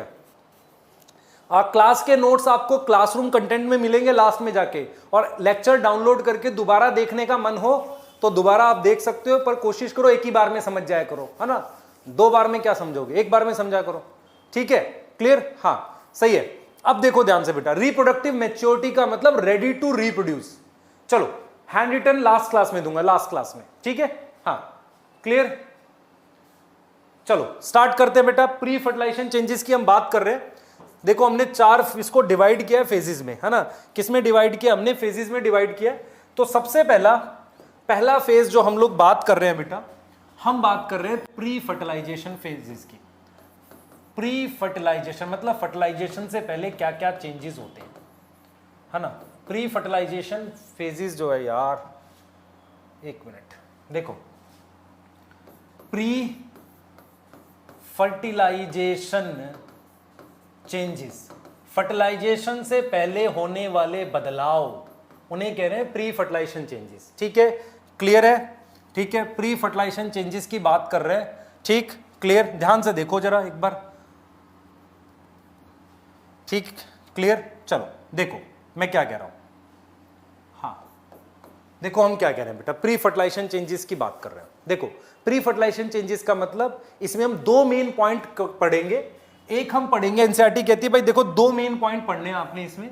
एक पढ़ना है आपने गैमीट फॉर्मेशन, गैमीट कैसे बनता है, और दूसरा आपने डिस्कस करना है इसमें हमारे पास गैमीट ट्रांसफर, गैमीट कैसे बनेगा और गैमीट का ट्रांसफर की बात करनी है।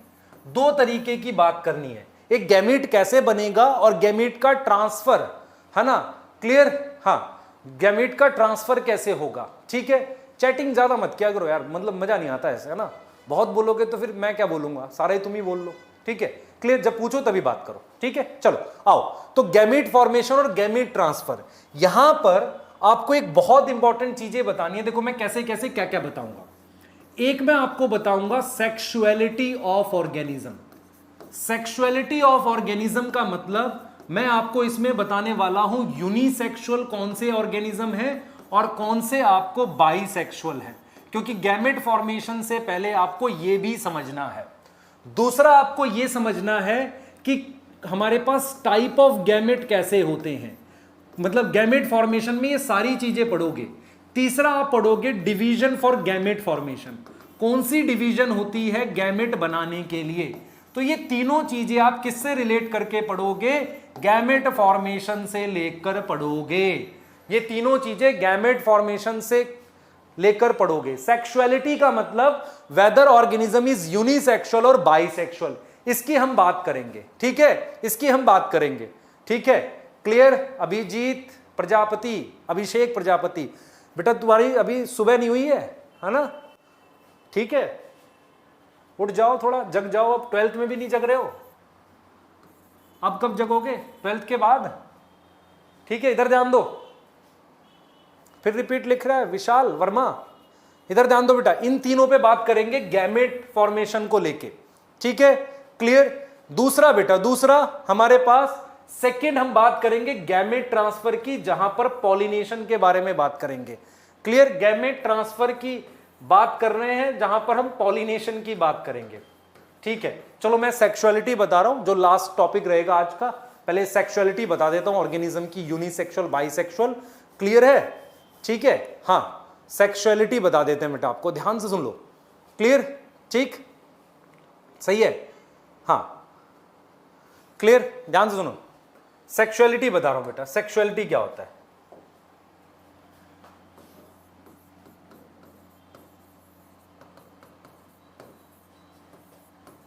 मतलब मैं यूनिसेक्सुअल और बाइसेक्सुअल बता रहा हूं यहां पे। सेक्सुअलिटी ऑफ ऑर्गेनिज्म का जो टॉपिक है, इसमें हम लोग यूनिसेक्सुअल बाइसेक्सुअल पढ़ाते हैं आपको नॉर्मली। तो देखो हम क्या पढ़ा रहे हैं बेटा, सबसे पहले समझो ध्यान से, इसमें हम क्या पढ़ेंगे, यूनिसेक्सुअल और बाइसेक्सुअल के बारे में पढ़ रहे हैं ना, यूनिसेक्सुअल बाइसेक्सुअल के बारे में पढ़ रहे हैं, मतलब ये टॉपिक पढ़ते हैं। देखो यूनिसेक्सुअल बाइसेक्सुअल क्या है, किस किस में पढ़ना है। देखो सबसे पहले हम बात करेंगे लोअर ऑर्गेनिज्म में। जब भी आप ये वर्ड सुनते हो लोअर ऑर्गेनिज्म, इसका मतलब होता है मैं एल्गी वगैरह की बात कर रहा हूं, फंजाई वगैरह की बात कर रहा हूं, इनकी बात कर रहा हूं, ठीक है बेटा। क्लियर, इनकी बात कर रहा हूं, है ना।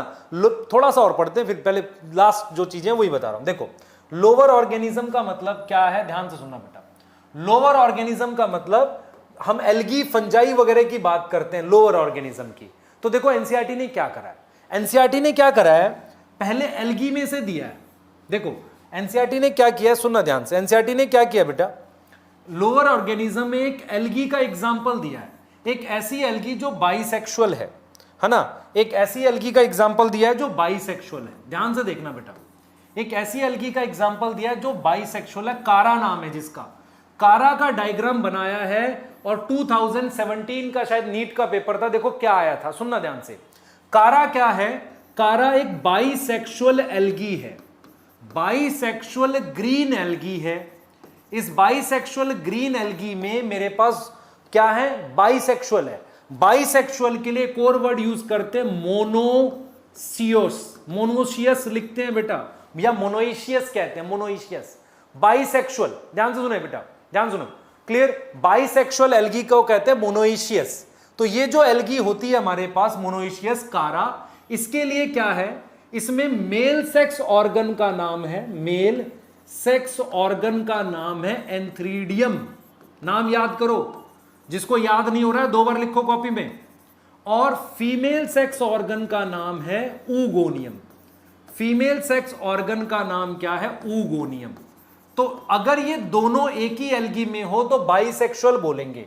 तो उसमें क्या था, ध्यान सुनो, नॉर्मली हमें लगता है कि मेल स्ट्रक्चर ऊपर होगा, फीमेल स्ट्रक्चर नीचे होगा ताकि गैमेट मूव कर सके। इसमें उल्टा है, इसमें क्या है, फीमेल स्ट्रक्चर ऊपर है, मतलब ऊगोनियम अपर है। यही क्वेश्चन नीट में आया था।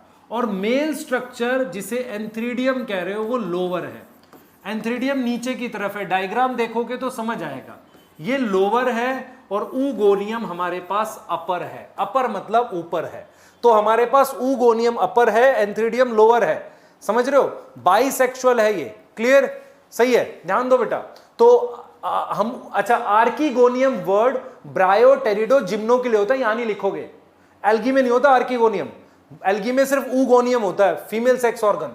तो ऊगोनियम अपर है, एंथ्रीडियम लोअर है, और इस एंथ्रीडियम को ग्लोब्यूल भी कहते हैं और इसको न्यूक्यूल कहते हैं। न्यूक्यूल वर्ड एनसीईआरटी में नहीं लिखा, ग्लोब्यूल नहीं लिखा, पर याद कर सकते हो क्योंकि नीट में लिखा हुआ था उस वक्त। पर रॉन्ग स्टेटमेंट पहचाननी थी, रॉन्ग स्टेटमेंट ये थी कि उसमें ये लिखा हुआ था कि एंथ्रीडियम ऊपर है, ऊगोनियम नीचे है।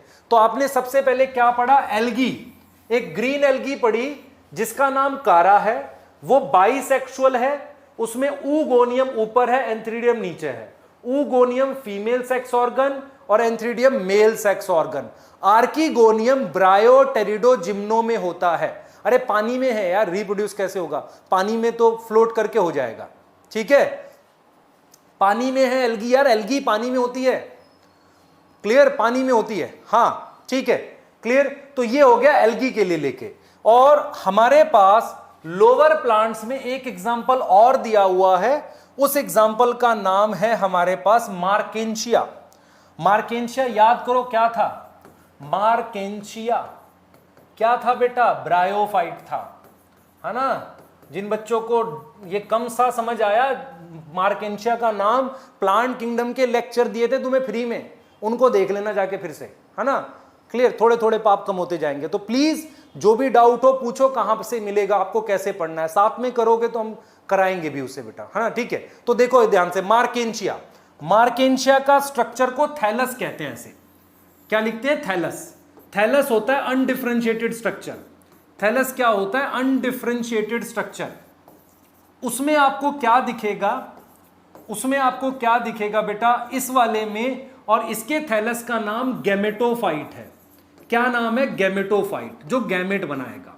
उस पर ऐसे एक ब्रांच बनती है और एक ऐसे डिस्क बनती है, इस पर आर्कीगोनियम लगा हुआ। मैंने कहा था ना ब्रायोफाइट में आर्कीगोनियम होंगे, तो यहां आर्कीगोनियम लगा हुआ है और इस ब्रांच का नाम है आर्कीगोनियोफोर। कुछ को लग रहा होगा इतना सारा लिख दिया, इतना सारा नहीं, दोबारा रिपीट करूंगा। फिर से देखो, मेरे पास गैमेटोफाइट, ध्यान से सुनो, गैमेटोफाइट, गैमेटोफाइट का मतलब है जो गैमेट बनाएगा। थैलस वो होता है जिसका अपना कोई शेप ना हो, ठीक है, शेप ना हो। तो हम ये लिख रहे हैं अनडिफरेंशिएटेड स्ट्रक्चर है। डिफरेंशिएशन मतलब रूट स्टेम लीफ नहीं है। इस पे मेरे पास फोर वर्ड का मतलब समझो, फोर अगर समझ पाए तो ठीक होगा। फोर का मतलब होता है बियरिंग, बियरिंग मतलब लगा हुआ, तो जिसपे आर्कीगोनियम लगा होगा उसे आर्कीगोनियोफोर कहेंगे। ऐसे ही हमारे पास जिस पर एंथ्रीडियम लगा होगा, देखो ऐसे ही डिस्क बनाएंगे जिस पर मेल सेक्स ऑर्गन लगा होगा जिसे एंथ्रीडियम कहते हैं, एंथ्रीडियम। तो इस ब्रांच का नाम सोच के बताओ खुद से, इस ब्रांच का नाम होगा एंथ्रीडियोफोर। आप देख रहे हो मैं कैसे पढ़ा रहा हूं इसको, मैं ये बोल रहा हूं देखो हमने एक लोअर ऑर्गेनिज्म पढ़ा जो बाइसेक्सुअल है, इसके बाद मैं यूनिसेक्सुअल का एग्जांपल पढ़ रहा हूं। मैं किसका एग्जांपल पढ़ रहा हूं? यूनिसेक्सुअल का। यूनिसेक्सुअल के लिए वर्ड होता है डायोशियस। क्या वर्ड होता है? डायोशियस। ठीक है, डायोशियस वर्ड होता है। तो आप देखो जरा, आर्कीगोनियम, आर्कीगोनियोफोर, क्या लिखा मैंने? आर्कीगोनियोफोर लिखा है ना, और यहां पर क्या लिखा बेटा? एंथ्रीडियम। तो ये कौन सा गैमेटोफाइट हो गया? ये मेल गैमेटोफाइट। तो आपकी एनसीईआरटी ने कैसे पढ़ाया समझो ध्यान से। एनसीईआरटी ने एक लोअर ऑर्गेनिज्म पढ़ाया है जो बाइसेक्सुअल है, और एक हायर ऑर्गेनिज्म, सॉरी एक लोअर में ही पढ़ाया है जो यूनिसेक्सुअल है। ठीक है, और उस ब्रांच का नाम जिसपे आर्कीगोनियम लगेंगे खूब सारे, उसका नाम आर्कीगोनियोफोर है। और इस वाली ब्रांच का नाम क्या है? एंथ्रीडियोफोर। तो इसका नाम मेल गैमेटोफाइट, क्योंकि मेल सेक्स ऑर्गन लगा हुआ है, ये मेल सेक्स ऑर्गन। और इसमें क्या लगा हुआ है? फीमेल सेक्स ऑर्गन, जिसका नाम आर्कीगोनियम है। यहां तक मुझे लग रहा है कुछ कुछ आ गया है, बताओ जल्दी से। ठीक है, यहां तक आ गया? चले रिपीट वाले कौन से हैं भाई? एक बार फिर से देखो। 135 मिनट हो गए, बहुत सही है ना। ठीक है, यहां तक आ गया होगा। चलिए बेटा, अब हम क्या करेंगे, हम लोग अब नेक्स्ट क्लास में मिलेंगे। पहले होमवर्क ले लो अपना जल्दी से। आपने क्या करना है? एनसीईआरटी की 3 रीडिंग करनी है। क्लास स्टार्ट होते ही मुझे 3 लिखा हुआ चाहिए सबसे, कि 3 बार पढ़ के आए हो एनसीईआरटी। दूसरा आपने क्या करना है, जो भी आपकी डीपीपी है सॉल्व करो, जो क्वेश्चन नहीं होंगे नेक्स्ट क्लास में डिस्कस करेंगे। क्लियर है? ठीक है। तीसरी चीज बेटा, तीसरी चीज जो आपको ध्यान रखनी है मेरे से, जो मैं क्लियर बोल रहा हूं आपको, अपने डाउट्स क्लास के स्टार्टिंग में भी 2-1 बार बोलोगे तो मैं रिपीट भी कर रहा हूं। दूसरा, इसमें भी कमेंट्स के बीच में, मतलब जब मैं पूछूं तभी बोला करो। ठीक है, क्लियर? सही है। तो एक बार जरा देखो, हम लोग कॉन्सेप्ट की तरफ मूव कर रहे हैं। मैं चाह रहा हूं एनसीईआरटी पढ़ो, डाउट्स पूछो, डीप लाइनें समझो। मिलते हैं नेक्स्ट क्लास में बेटा, और इसको कंप्लीट करेंगे चैप्टर को। ठीक है बेटा, थैंक यू सो मच।